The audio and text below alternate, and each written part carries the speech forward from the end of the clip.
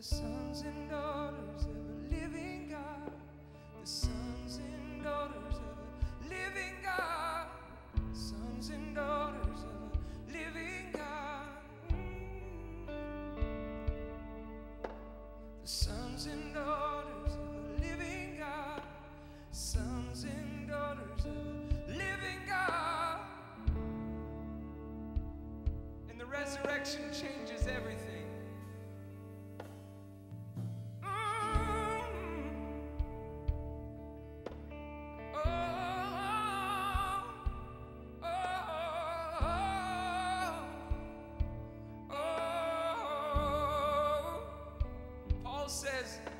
Jesus says that literally the presence of the Father and the Son will dwell in us in such a way that from us the very voice of Abba will cry out. Paul says that literally we'll be crying out from our very being, come home, come home, come home. Can you imagine everywhere you go, the places where you work, the place where you go to school, everywhere, you just continually hear this. Come home. Come home to your Father.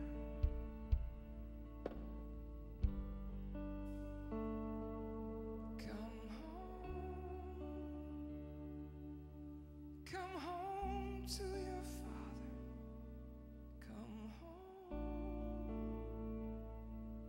Come home.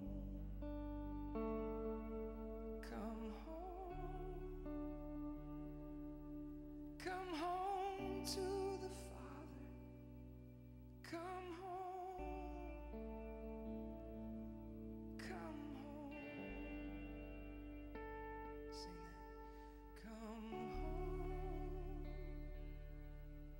Come home to the Father. Come home. Come home. Come home. Come home to the Father. Come home. Come home.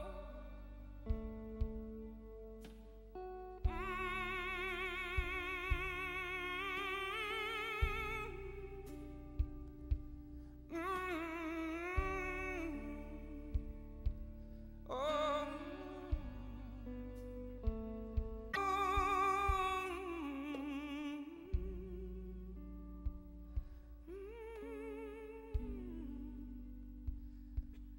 Come home. Come home to the Father. Come home. Come home.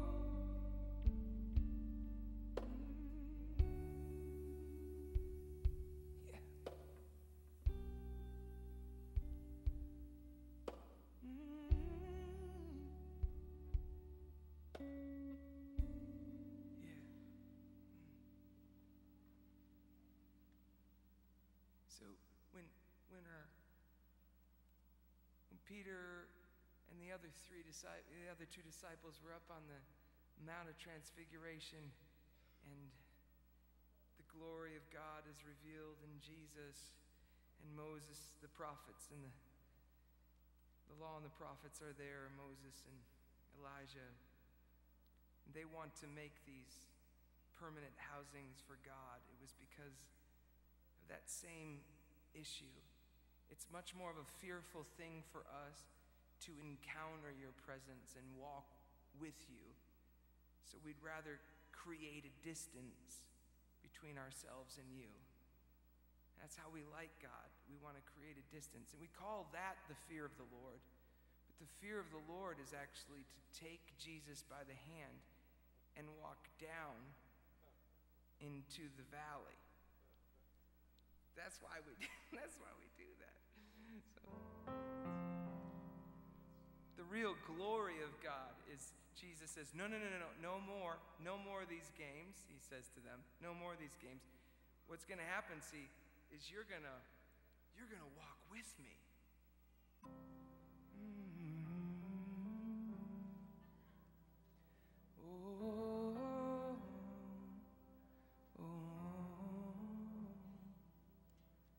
I'm not looking over. I'm not looking under. But I'm looking upward.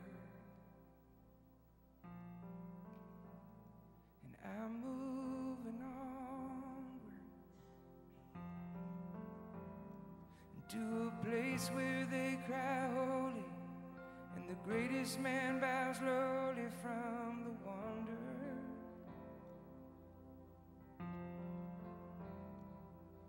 of a father crying out.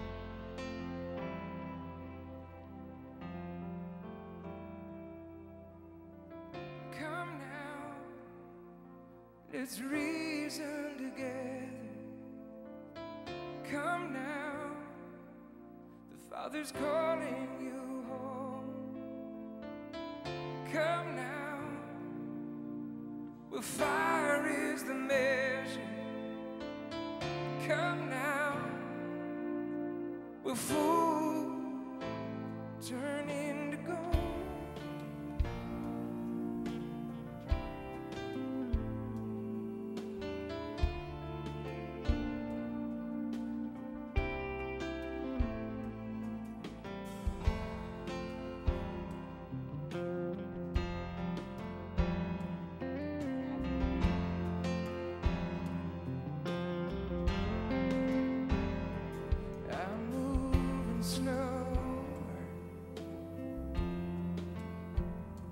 Take a little longer now, but I'm healing deep, and I'm feeling stronger now, and it's tearing down defenses and opening my senses to the wonder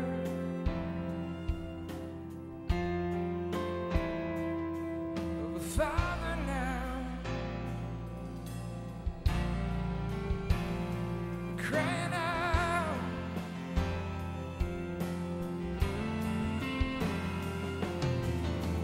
Come now, let's reason together.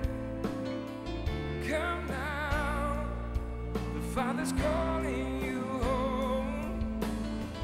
Come now, where fire is the measure. Come now, where fools turn into gold. Come now, let's reason together. Come now, the Father's calling you home. Come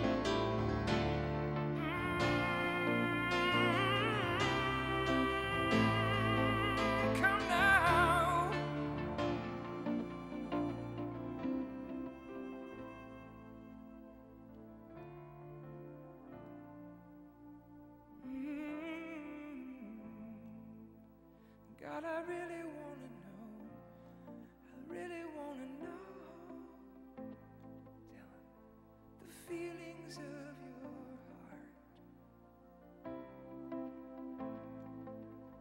God, I really want to know, really want to know, really want to know the feelings of your heart. God, I really want to know, really want to know, really want to know the feelings of your heart. Come now.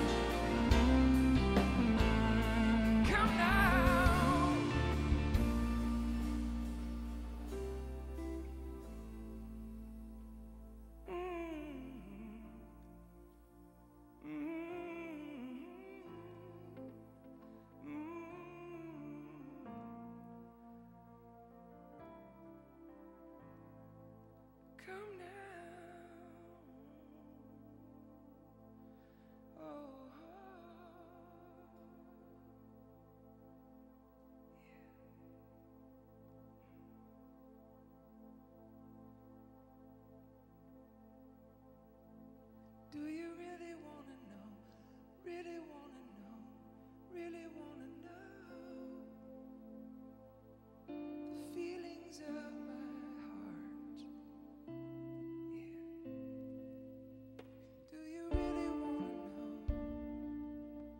Do you really want to know the feelings of my heart?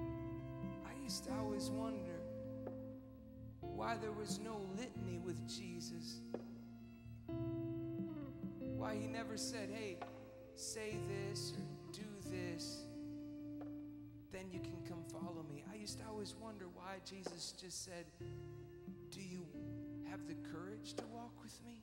If you have the courage to walk with me, come on.